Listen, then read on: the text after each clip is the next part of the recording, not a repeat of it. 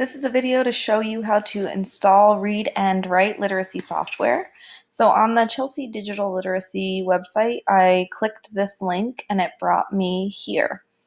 It's supposed to help read things for you. So if you're somebody that has trouble reading or just likes audio, this should be a useful software.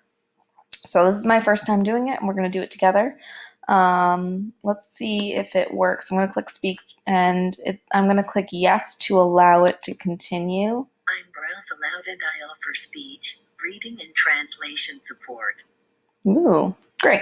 Close. So I'm going to close it, but that's essentially what it does is read things for you, and you can see it has like a toolbar. So I'm going to click Read and Write for Education.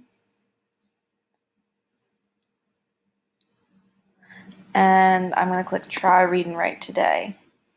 And then you click the type of thing that you want to include it on, and all of us should be clicking Chrome for Chromebook and install. It's going to pop up as an extension, and so then you can click Add to Chrome, Add Extension. And look, it's popped up right here in my